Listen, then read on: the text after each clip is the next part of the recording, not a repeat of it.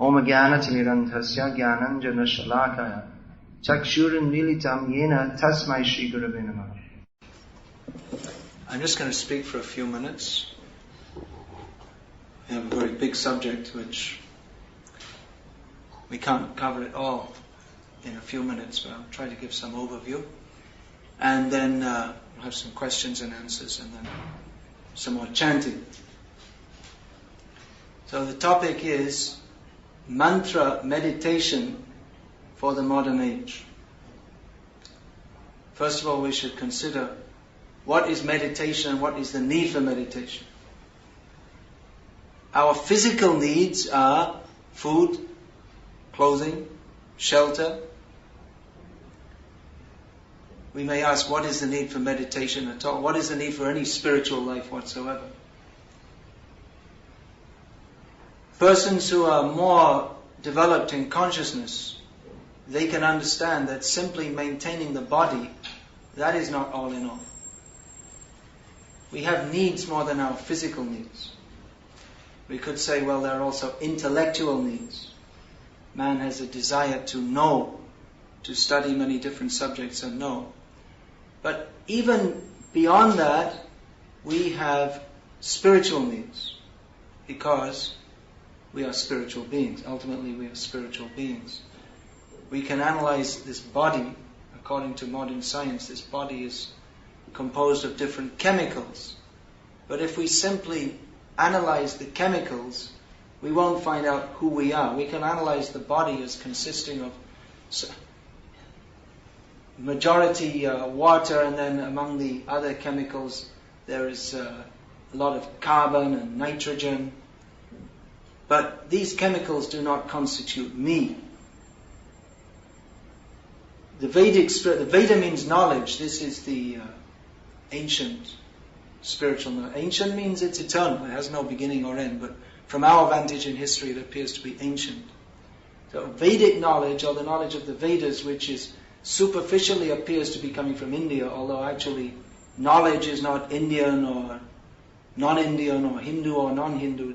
Knowledge is independent of these material designations.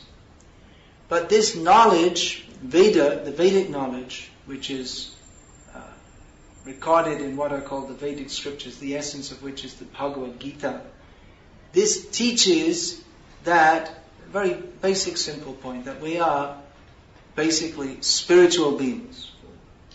That our nature is spirit. That before this body existed, I existed, and after the body ceases to exist, I will continue to exist. So meditation, or any spiritual process, is the quest to come in contact with our original, intrinsic being. At the moment, we are progressing in what is called Maya, or illusion. We are fully convinced that I am this body, and we have so many designations that this is my name, whatever it may be. John O'Leary, or whatever it may be, Sean O'Leary.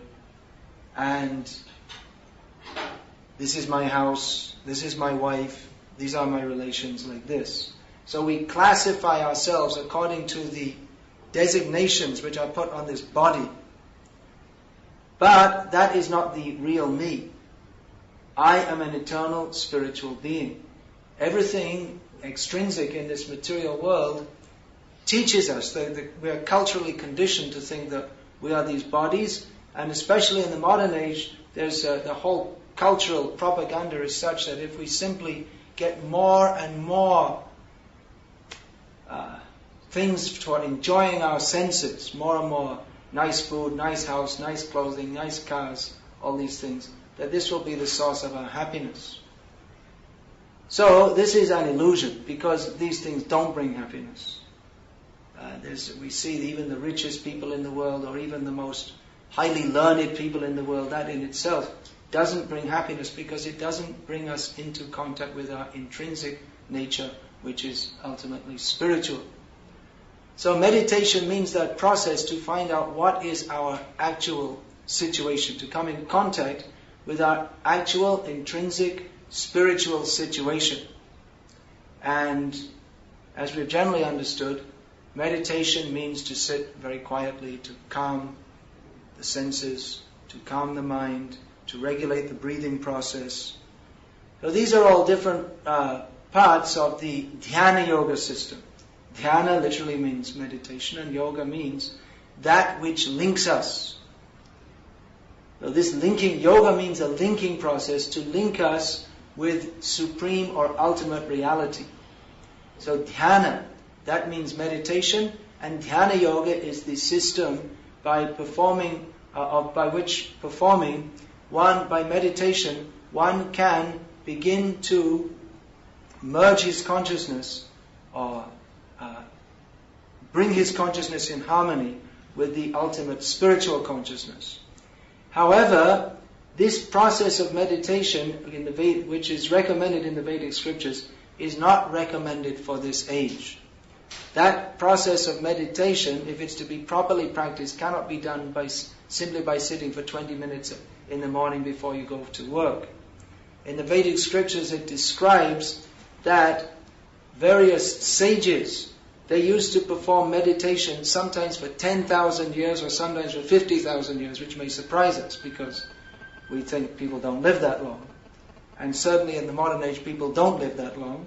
But according to the Vedic scriptures, people used to live that long, and even now there are yogis who can, by controlling their life airs, live many hundreds of years, even if not thousands of years. And I've personally seen many yogis who, by the length of their hair, you can understand it goes maybe 10 meters back behind their legs. It takes a long time to grow such long hair.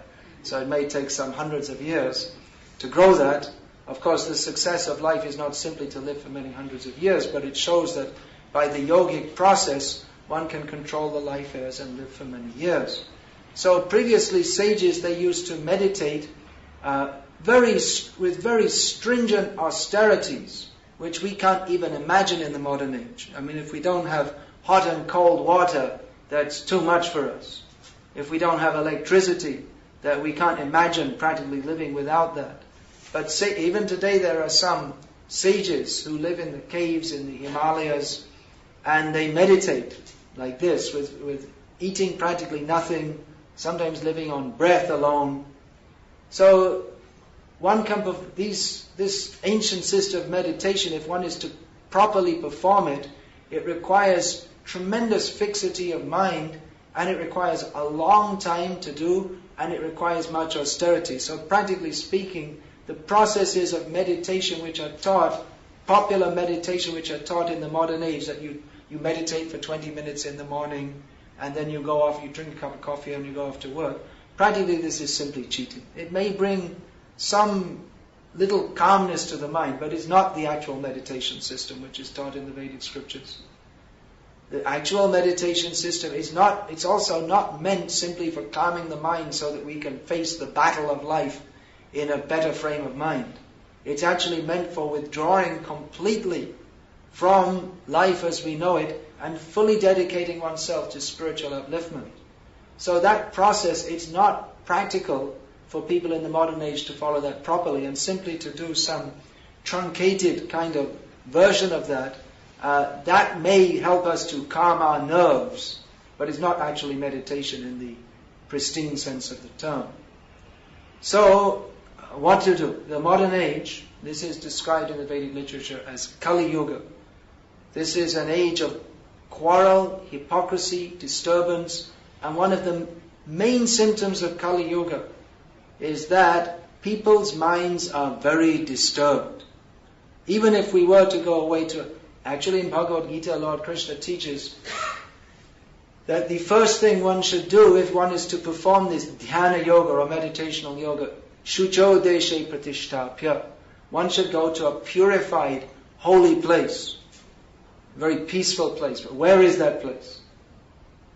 The whole world is contaminated by grossly sinful activities such as animal slaughter, intoxication, illicit sex, greed, lust and anger permeate the whole atmosphere so much, and our own minds are so disturbed that first of all it's very difficult to find a suitable place to perform such meditation.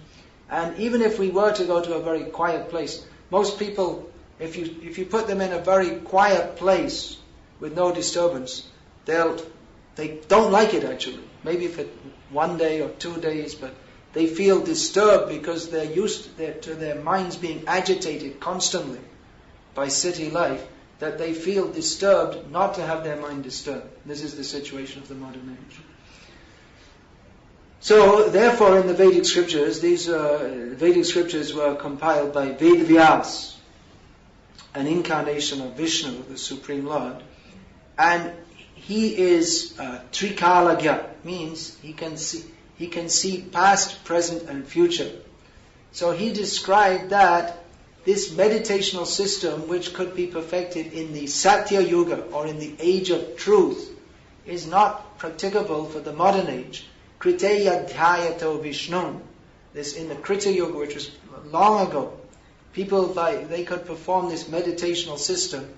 But in the present age of Kali, in which people's minds tend to be extremely disturbed, Kalodhat Hari Kirtanat, the same result that one can attain by performing this very difficult meditational system can be very easily attained by this system of mantra meditation.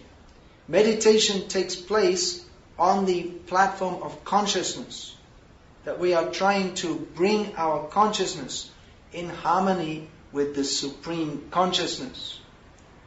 Now, if our consciousness is so much disturbed that we can't sit quietly and meditate for days on end, which I think if any of us are to be honest, we can't do, even if we can still our mind, then we'll feel hungry, and there are so many disturbances to the mind. So, in this age, it is recommended that one take the help of a mantra, which a mantra is not any sound, but a particular spiritual sounds which are recommended in the Vedic literatures.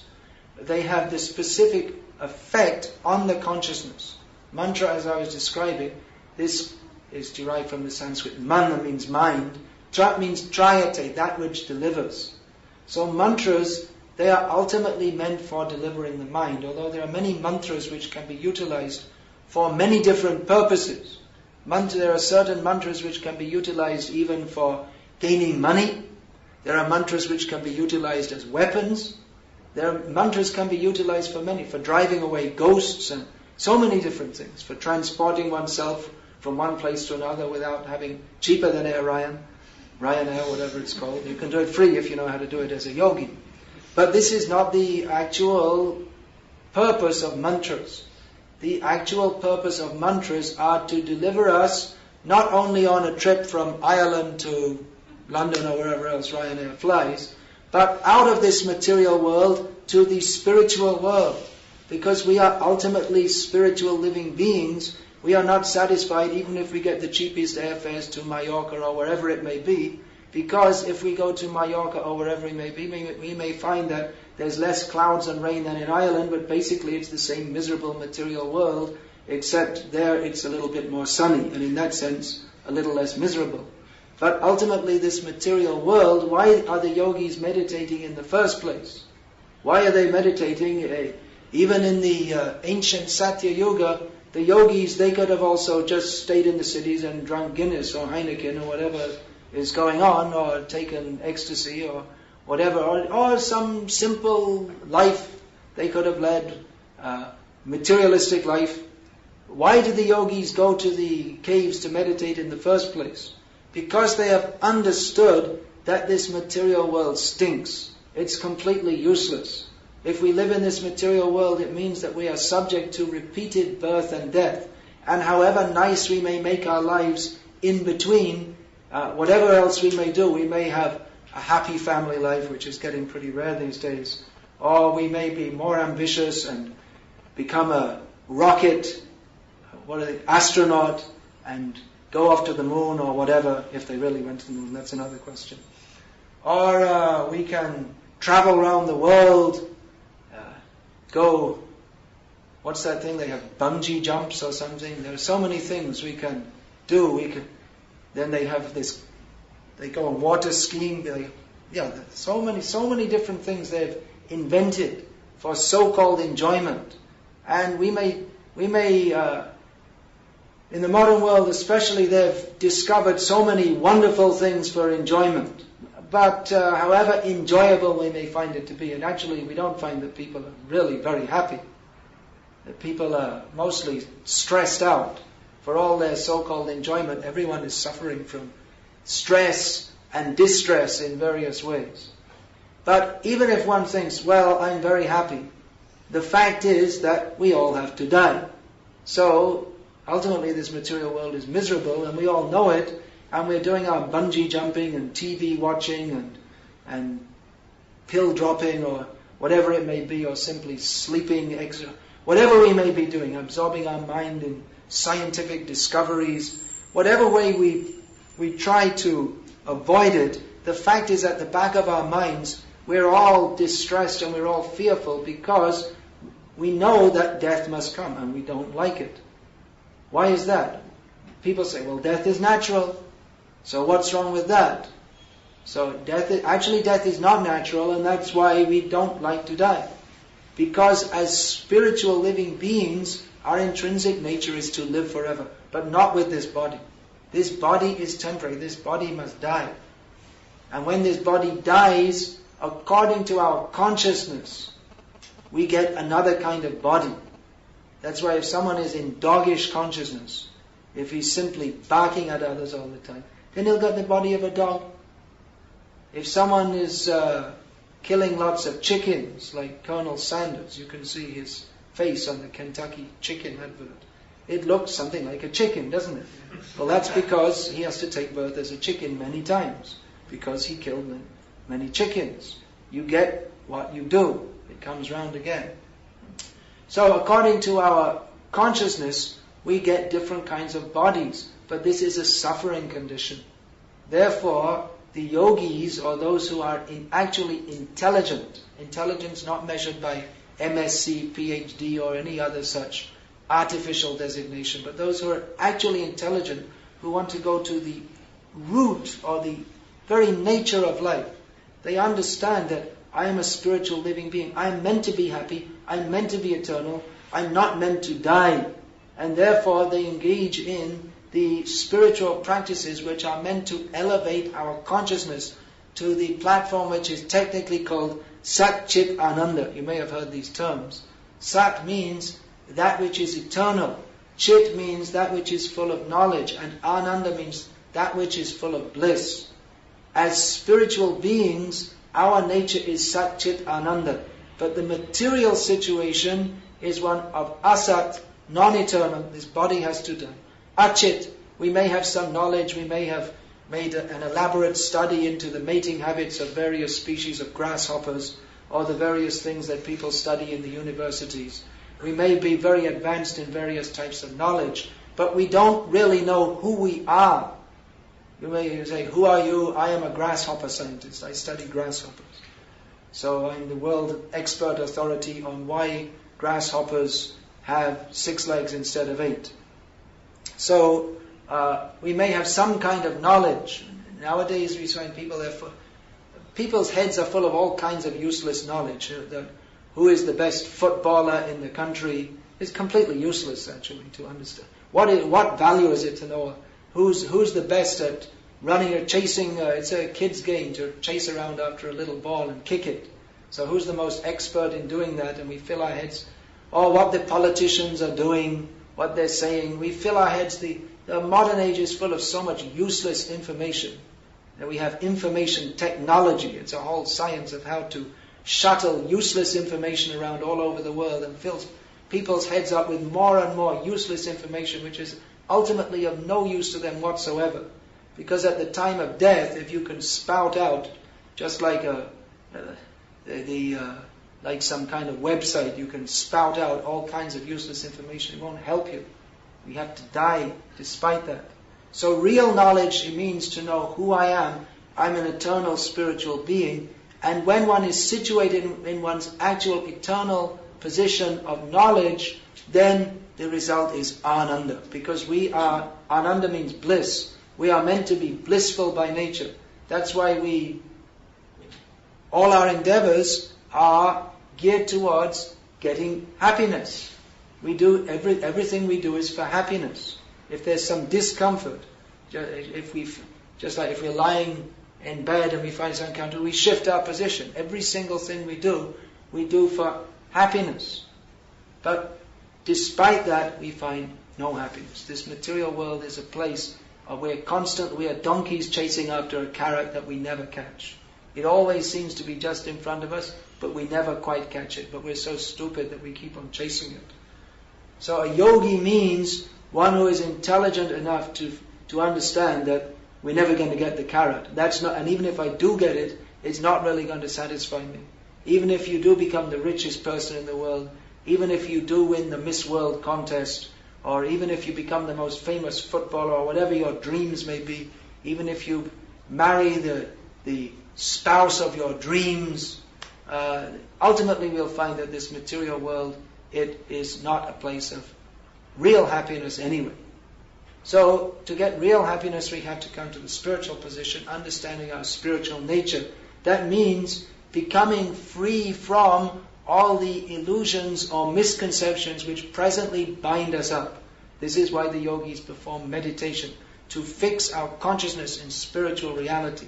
So the same thing can be performed in the modern age by the system of chanting mantras, not any mantras, not mantras for transporting our body from here to there, not mantras for getting money, not mantras for killing people, there are also mantras for that, but mantras for fixing us in our eternal spiritual position. Of course, along with the mantra, there are other subsidiary processes. We have to understand what we are aiming for, what is our spiritual position. This is all explained in the Bhagavad Gita and other literatures. It's a very great subject. Very basically, we can summarize that spiritual consciousness means to know that we are spiritual living beings and there is the supreme spiritual living being who is known as Krishna. Krishna means the all-attractive supreme person, generally known very vaguely in the English language as God, but that term has got so many misconceptions attached to it. Previously people used to think that God was it's even painted by Michelangelo in the Sistine Chapel in Rome, that God's sitting on a cloud up there somewhere and he looks very old because he created the world. He must have got old by now. And he has a long beard, he didn't have time to shave. He's very busy managing the world and he's looking down and old men are often very angry, so he's punishing everyone. So this isn't a very realistic understanding of God. If we think that God is very old, that means he's under the control of time.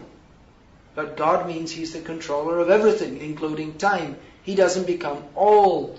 So when we see pictures of Krishna, we don't find an old person. We find he is always eternally fresh and young because he is not under the control of time. Now another common misconception about God is that God is some vague light that we all have to merge into, or that we are God or everyone is God. But no, another misconception is that God is, well, whatever you like to think God is. But that's a very foolish idea actually. It's just like saying, well, what is a watch? Or the term watch refers to a very specific object. So in the same way, God refers to a very specific entity. And we may not know what that is, and therefore we may ascribe various ideas to it. But those who know who God is, they describe exactly what is his position. Of course, he is unlimited, therefore to describe him fully is not possible. But in the Bhagavad Gita, Krishna describes himself, and in various other Vedic literatures, there are very clear descriptions of that supreme spiritual being who we all have an eternal relationship with, and for lack of that relationship, we are all suffering in this material world. So Krishna means the supreme spiritual being, the all-attractive person, Ishvara Parama Krishna, Satchidananda Vigraha, Adir Govinda Sarva Karanam. This is a summary of the magnificence of Krishna, that he is the supreme controller. He is Satchidananda, eternal, full of bliss and knowledge as we are, but we are very tiny living beings, and he is very great. He is the origin of everything. There is no origin of him. His name, another name is Govinda, which means he who gives pleasure to the cows and the senses, and He is the cause of all causes. It is a great subject matter to know Krishna. If we can spend our whole lives studying the mating habits of various species of grasshoppers, which is only one tiny subject in a massive world. Even if we study atomic physics and we study subatomic particles, we go deeper and deeper, and then we find that there are no particles, there are waves, so waves of energy, so our scientists tell us. But the deeper, more and more microcosmically as we go, we'll find there's no limit. And as we go macrocosmically to study the whole universe, there's no limit in space. So what to speak of He who is maintaining all this universe, not only this universe, but millions of universes. The subject of God is a vast subject. But the most wonderful thing about God, or Krishna, is that even though He is so vastly wonderful, He also is opening Himself to us. And that is the very acme of spiritual understanding. It is not something vague. Real spiritual understanding means to focus our consciousness in service to Krishna. And this is what actually all the yogis ultimately attain.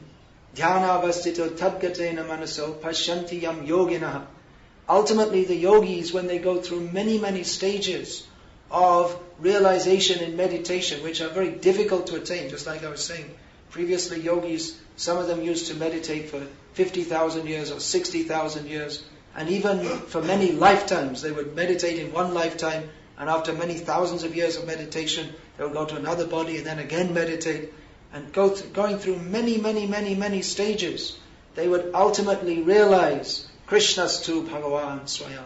Krishna is the ultimate object of meditation. Krishna is the Supreme Personality of Godhead. So that meditational process, which is very difficult, ultimately it is meant to understand Krishna. Ultimately this dhyana yoga, or the yoga of meditation, is meant to bring us to bhakti yoga, or the yoga of devotion. Yoga is a means to link with the Supreme. And bhakti is the ultimate expression of that linking process. Bhakti means devotion, devotional service to Krishna. So that can be attained in this most miserable age in which people are not at all living like yogis. They're living like, there's another Sanskrit term, bhogi. Bhogi means one who is simply interested in enjoying his senses just like an animal. And we see in the modern age that actually now we have the theory that man descended from monkeys, but practically speaking, in many ways the monkeys are more civilized than the human beings.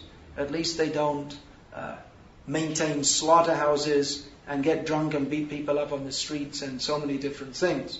So in this age in which human beings are mostly being trained to live at a level of not even human consciousness but subhuman consciousness, there is a great dispensation for this age, that even though we're not at all like yogis, that by this chanting of the Maha Mantra, one's consciousness can be very quickly elevated, even beyond the stages that yogis previously would attain with very great difficulty over many years.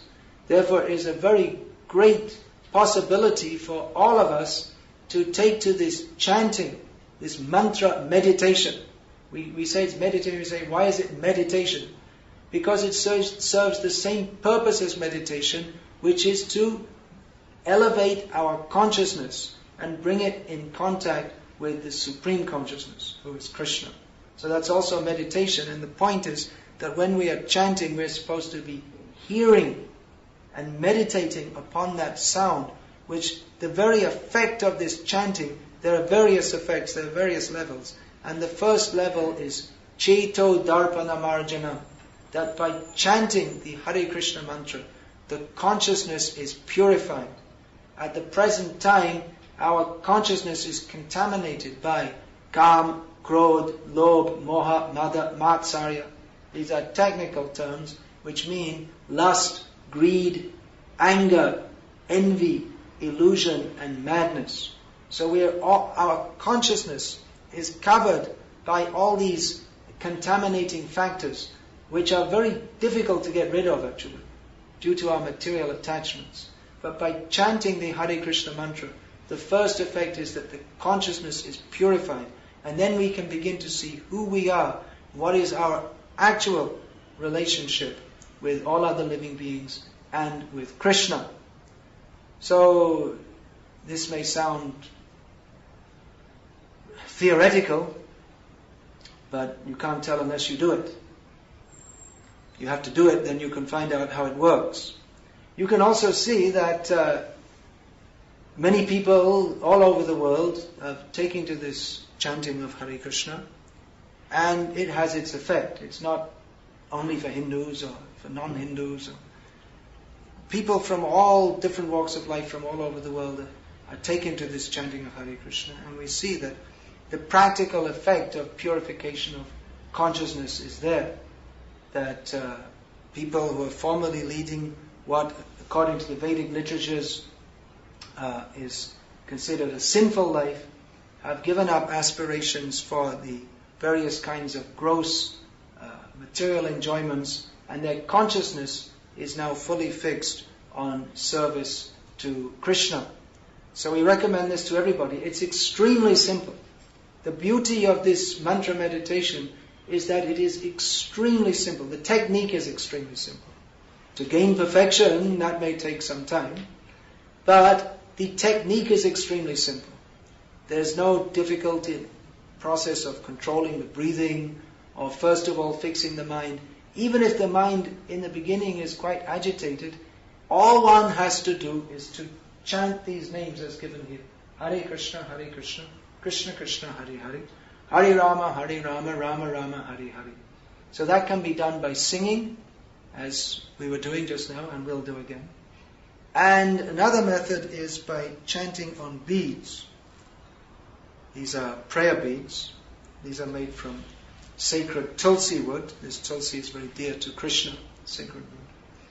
So the members of this Krishna conscious movement, every morning we rise very early actually. One has to rise early in what is called the Brahma Muhurta hour. Brahma Muhurta, that means that each day, according to Vedic understanding, is divided into 8 periods. So different periods, actually there are 16 muhurtas in a day, and 2 muhurtas in each period. So each time, each period has a specific potency. This is a little technical, but basically there are 3 qualities of material nature. Sattva, which means goodness, Raja, which means passion, and Tama, which means ignorance. So in the Brahma Muhurta, or the hours just before dawn, that is the time of day when Sattva Gun, or the quality of goodness, is prominent. That's why we'll find in every religious tradition, people rise early to meditate or perform prayer. This is the best time of day for dovetailing our consciousness with the Supreme Consciousness. So we should rise very early. If you can do that, that's good. If you can't in the beginning, simply one can take up this chanting. Our devotees, we rise early before engaging in daily activities to chant the names of Krishna on beads. Hare Krishna, Krishna Krishna, Hare Hare, Hare Rama, Rama Rama, Hare Hare, Hare Krishna, Krishna Krishna, Hare Hare, Hare Rama, Rama Rama, Hare Hare.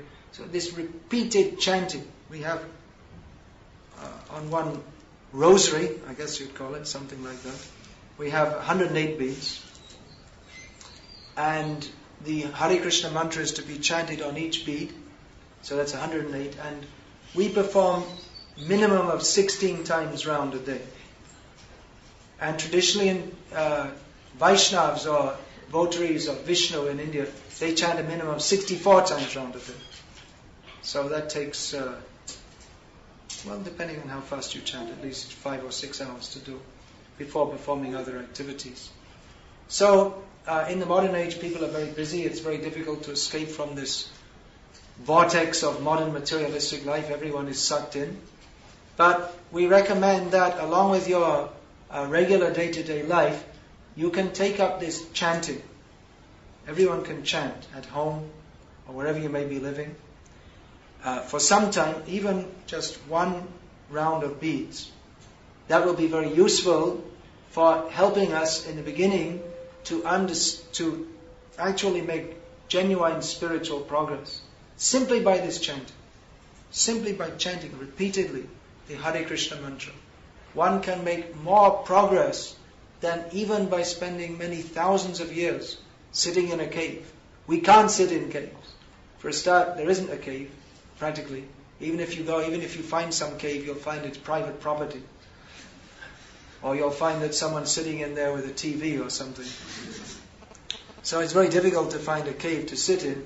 And even if we did find a cave, we would find that our mind is so agitated we couldn't stay there. So this is a very practical process for people in the modern age. It's recommended in the Vedic scriptures by Vikasa, who, as I said, is a Trikalagya, one who could see in the future and he can see the past. And he could predict when he compiled the Vedic scriptures at the beginning, just before this Kali Yuga or age of quarrel began, that in this Kali Yuga all the bad qualities would be there, that people would be, the quality of life would be such that people are fully absorbed in lust, greed, anger, envy, illusion. People are fully absorbed in ridiculous pursuits, just like I say, people, their whole consciousness, instead of trying to elevate their consciousness, they're simply thinking about something completely ridiculous, like some football team. So, Vyasadeva, he saw this, and therefore he recommended this process, that in this Kali Yuga, people, by chanting the names of Krishna, Hare Krishna, Krishna Krishna, Hare Hare, Hare Rama, Rama Rama, Hare Hare, they will get more benefit. Kriteya dhyato Vishnum Traitayo yajato makai Dwapare paricharyayam kalo tat hari kirtanat. In the ancient Satya Yoga, people would meditate for many years. Then after that came the Treta Yoga, in which people would perform elaborate sacrifices. After that came the Dwapara Yoga, in which people would perform very elaborate temple worship. These things are not possible to properly perform in this age. Therefore, kalo tat hari kirtanat. The same result one can get from these elaborate performances of meditation or ritualistic sacrifices or deity worship, one can get simply by chanting the Hare Krishna mantra. That is the wonderful dispensation for this age, which has been introduced by Chaitanya Mahaprabhu, the incarnation of Krishna for this age. We invite you to all take part in that. It's very simple. You will get unlimited benefit. So of course there's a very great philosophy behind this. We shouldn't accept anything very cheaply. That's another problem in Kali Yuga, that even if people are spiritually interested, they tend to, without investigating very deeply, they tend to get cheated by all kinds of so-called swamis and gurus who teach them a bunch of hocus pocus in the name of spiritual life, which has no actual basis in the Vedic scriptures. So there's a lot of cheating going on in the name of spiritual life. And we recommend that you also try to study this process. We have many books. Just outside here we have a book display. These are literatures translated from the ancient Sanskrit texts. It's not something that someone got drunk and wrote something and dreamed it up yesterday. These are authoritative literatures which give guidance in a very practical and authorized manner. It's a process which has been handed down in a disciplic succession of realized souls since many thousands of years. So I invite you to please study this, use your intelligence, consider, and to take, after mature deliberation, take part in this chanting of Hare Krishna and see what effect that will have in your life. So Hare Krishna, I'll stop there. What time is this program supposed to finish? We have another one after this. 7:45. Okay, so we have time for a few questions and then we'll have some chanting. Any questions? Comments?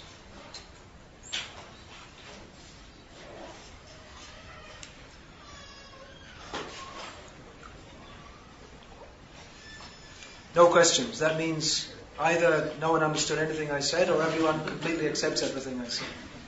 So if you didn't understand anything I said, then we can chant Hare Krishna and then you'll all be benefited by that. And if you fully accept what I said, then again we should just chant Hare Krishna because that's the conclusion of it all. So let's chant Hare Krishna. Unless anyone has any questions. Yeah, please. Is there any certain time frame to complete one complete round or to complete one round? Yeah. No, but Srila Prabhupada, he described about this. He said that actually if you take a long time, that means you're not concentrating properly. Sometimes we think if we take a long time, then I'm being very meditative.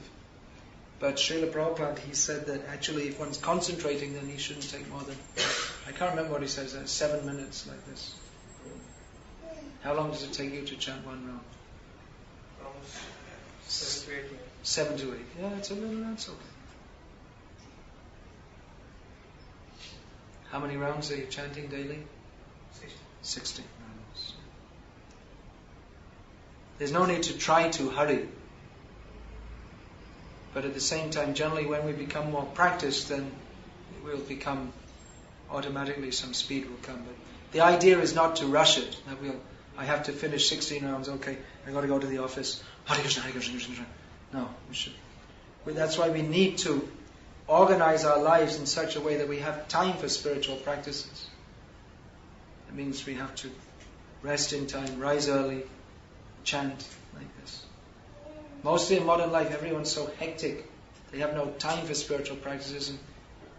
And even when they're not directly engaged in work, then their whole life centers around it.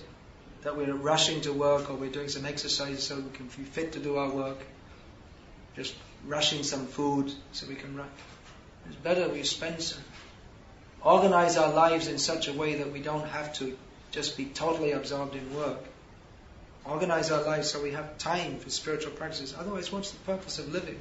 We're supposed to work. What's the idea? To get some money to support our living. But instead our whole life just goes in working. And the work becomes the life. Then what's the meaning? And we don't have time for any processes for elevating our consciousness. And then what is the purpose? It's completely useless. We may think, well, I'm earning so much money. But what's the use? You're earning money, then what do? You decorate, you have a beautiful apartment, you decorate it nicely, you don't have any time to stay there because you're out at work all the time. It's meaningless. We should make time, organize our lives in such a way that we have time for spiritual upliftment. There's no use to be simply work. No point. Try to escape that. Please.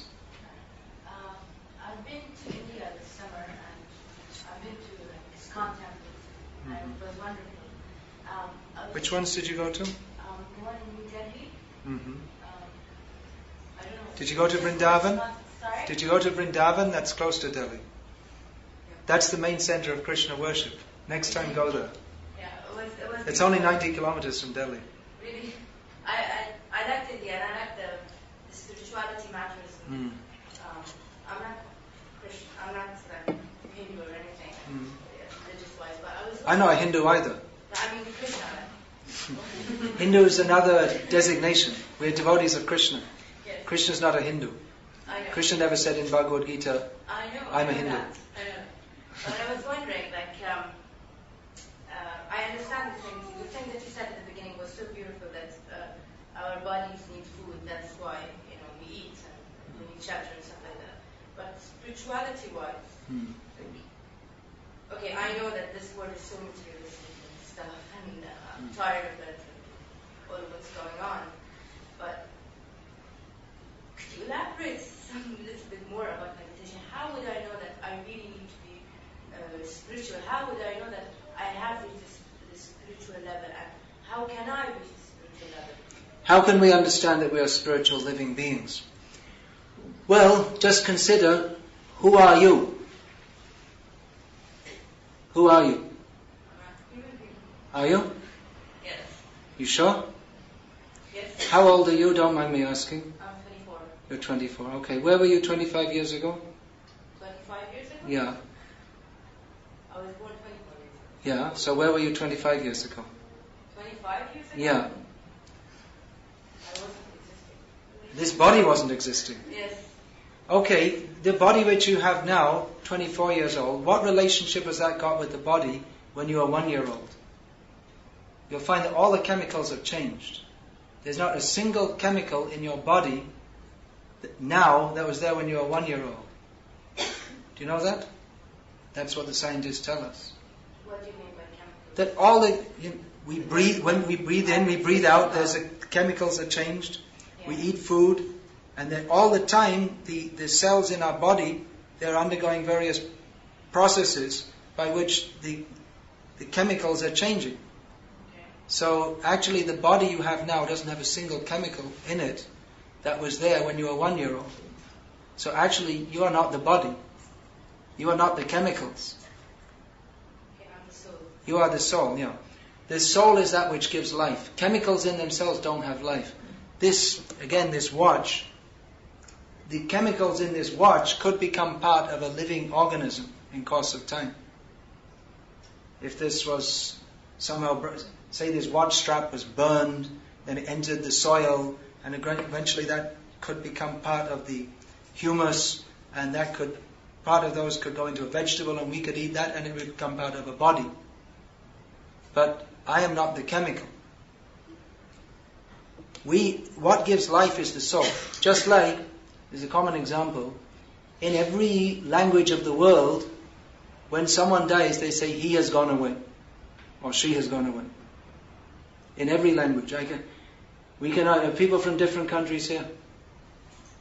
You're from the Czech Republic. So, how do you say, he has gone away? When someone dies, they say, he has gone away, right? How do you say that in Czech? Odešel. In Hindi, chala gaya. Chala gaya. Well, maybe different dialects. In Bengali, chale geche. Where are you from? Tamil Nadu? I'm from Kerala. From Kerala. How do they say in Malayalam? Oi. Poi. Means gone away, right? In every language. I don't know Malayalam. I never studied it. But we know in every language of the world we say he's gone away. So, who has gone away? If we say, oh, my father has died. He's right there. No, he's died. He's gone away. He's lying right there. No, he's gone away. Why do you say he's gone away? The same body that you were caring for, you were kissing and hugging, you were talking with, and now gone away. And now what to do? Burn or bury. But why? It's the same body, it's the same chemicals. So, who or what went away? The soul has gone away. Actually, we know. That's why we say gone away. We are not the body. You were existing before this body came into existence. And you will continue to exist afterwards also. But because we think we are this body, therefore we suffer so many disturbances in this material world. So that is the basic understanding. When we understand this body is temporary, we're just here for a very short time. Even if we live to be 100, it's a very short time in eternity. What is the goal of our life? The goal of our life is to stop dying. We're not meant to die. We should come to this spiritual platform where we are no longer subject to repeated birth and death. You like to die? Would you like to die? No, but you're going to die. Right. We're all dying. If we've been here for 1 hour, we're 1 hour more dead than we were when we first came in here. Living means dying. The body is progressing towards death. People don't like to talk about that. Oh, don't talk about that. But it's reality. Just like if you're in a cell, all the prisoners who are to be executed, they may say, oh, don't talk about that, we're all going to get shot tomorrow. Well, whether you like to talk about it or not, we're all going to get shot, we're all going to die. So why not face up to it? That this is a very big problem. We're concerned with so many problems, social problems, economic problems, ecological problems, and emotional problems, psychological problems. What about this problem? That's really a problem. We've all got to die. Whatever problems, If you go to a dying man, there's this ecological problem. What does it matter to him? We're going to die. So it's a much bigger problem. But we're all dying. So spiritual awareness means, first of all, to understand I'm not meant to die, and actually I don't die. Only the body dies. I'm not the body.